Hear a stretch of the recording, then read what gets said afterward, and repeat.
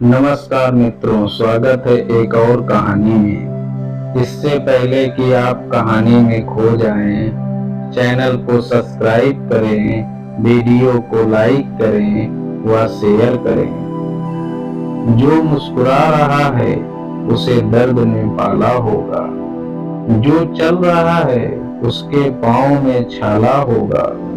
बिना संघर्ष के इंसान चमक नहीं सकता, जो जलेगा उसी दिए में उजाला होगा। संघर्ष क्यों बचे संघर्ष से, संघर्ष ही तो जीवन की आत्मा है। जितना कठिन संघर्ष होगा उतनी ही शानदार जीत होगी।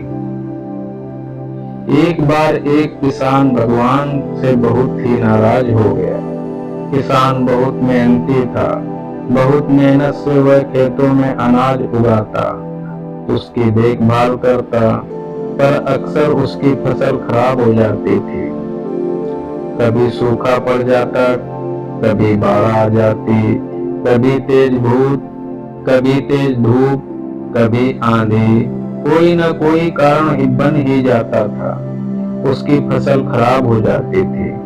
एक दिन वह किसान गुस्से में आसमान की ओर देखकर भगवान से कहने लगा, हे ईश्वर, आपको लोग सर्वज्ञता मानते हैं कि आप सब जानते हैं।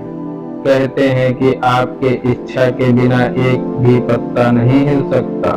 मुझे तो लगता है कि आप छोटी सी छोटी बात भी नहीं जानते।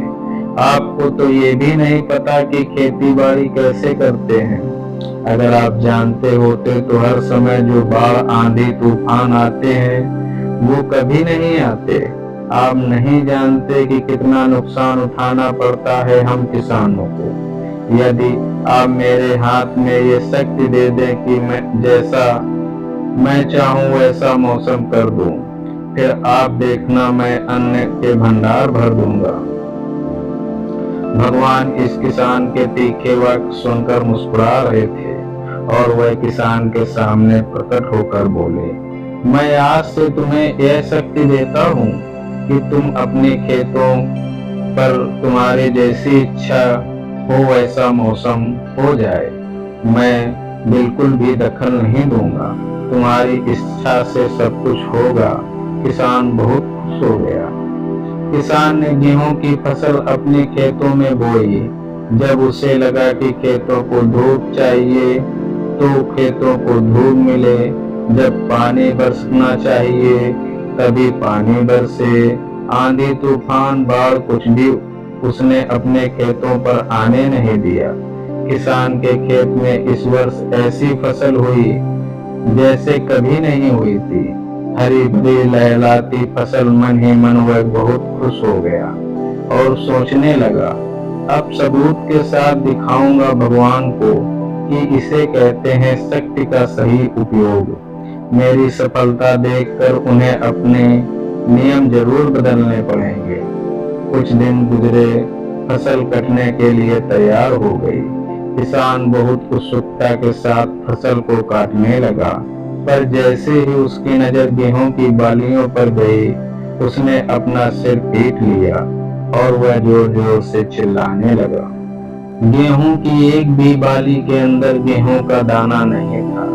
सारी बालियां अंदर से खाली थी। किसान बहुत दुखी हो गया। उसने भगवान को रोते हुए पुकारा, हे प्रभु, तुमने मेरे साथ क्या किया? क्या तुमने मुझे कोई सजा दी? भगवान बोले, पुत्र, ये तो होना ही था। तुमने पौधों को संघर्ष करने का मौका कहाँ दिया? आंधियों से जूझने दिया, ना तेज बारिश से सहने दिया, ना ही धूप में तपने दिया। एक भी चुनौती का सामना तुमने उन्हें नहीं करने दिया। इसलिए सारे पौधे अंदर से खोखले रह गए। जब आंधी, तूफान, तेज बारिश और धूप पड़ती है तभी ये पौधा अपने अस्तित्व को बचाने के लिए संघर्ष करते हैं और इसी संघर्ष से एक बल पैदा होता है जिसमें शक्ति होती है, ऊर्जा होती है। यही ऊर्जा उनके अस्तित्व का जन्म होता है। सारी बालियां इसलिए खाली हैं, इनमें एक भी गेहूं का दाना इसलिए नहीं है क्योंकि तुमने अपने पौधों को संघर्ष नहीं करने दिया। याद रखिए, स्वर्ण में स्वर्णिम आभा तभी आती है जब वह आग में तपने, गलने, हथौड़े से पीटने जैसे संघर्षों से गुजरता है। कोयले का टुकड़ा हीरा तभी बनता है जब वह उच्च दाब और उच्च ताप की मुश्किल परिस्थितियों से गुजरता है।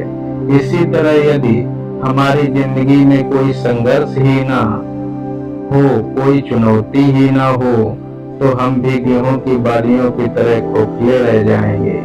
कोई अस्तित्व नहीं होगा हमारा। धन्यवाद।